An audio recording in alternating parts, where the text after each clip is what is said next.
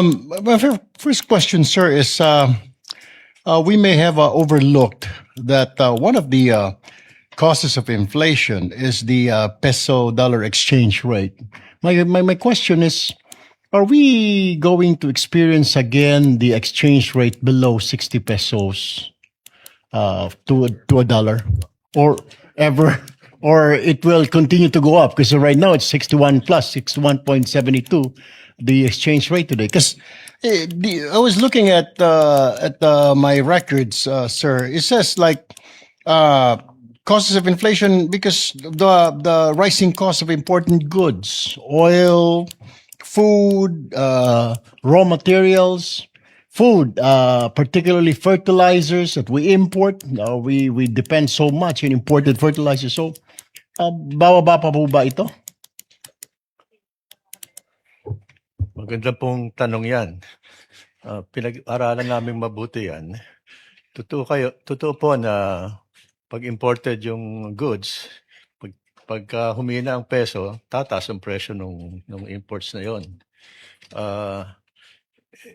Ang ginagawa namin, kasi pinag-aralan namin yan kung malakas yung if the peso weakens very sharply, mas malakas yung impact ng exchange rate sa inflation.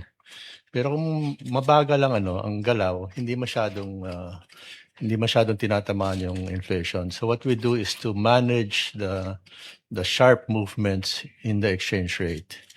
The exchange rate itself is something very hard to fix for a country like the Philippines. As you know, Senator, we've had a trade deficit that's about 13% of our GDP.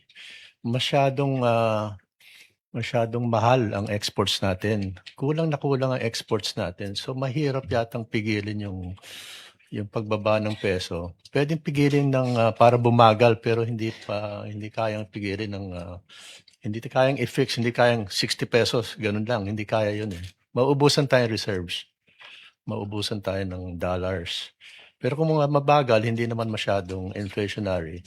Pero sana lumakas ang exports natin. Kulang na kulang ang exports natin. Yun ang ating challenge dito sa exchange rate.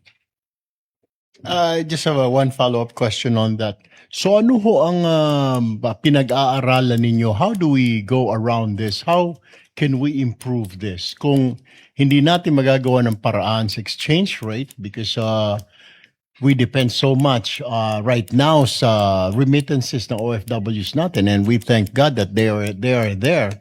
Otherwise, wala na talaga. Bagsak na itong ekonomiya natin. So other than remittances, sabi nyo, hindi rin po pwede ang exports dahil napakabagal. Isa sa mga sakit ng ulo ng Bureau of Customs right now, ang daming pumapasok po na container, imports.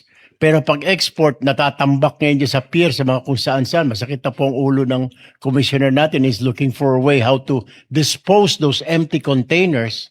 So ano hong nakikita ninyo in your studies now we can do something about it?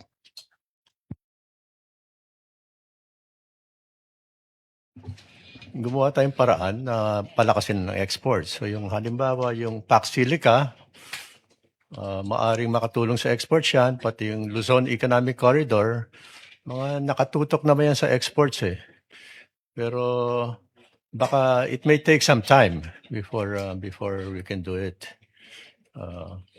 Ang isa pang consideration dyan, Senator, yung savings rate natin. Kasi pag binilang mo yung remittances at saka yung BPO, ang diferensya ng pumapasok na pera at saka lumalabas, ang tawag yung current account, no? Negative din ang current account natin, matagal ng negative. Hanggat maaari, sana tumaas yung savings natin. Yun ang long-term na solution. Medyo mahirap sabihin to, Senator, pero mayabang tayo may consumption culture ang tawag. I agree with you, sir, because we spend so much higher than what we make. Yeah. You know, dapat ba ang tamang pamamaraan? You only spend how much you make. Di po ba? Pero sobra ho tayo eh. We spend more than what we make. Parang isang pamilya po. Sa sweldo yung tatay, yung nanay, combine na ng 50,000.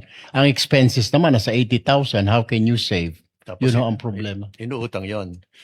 And for the country as a whole, para ma-finance yun, mas malaki yung investment kaysa savings eh.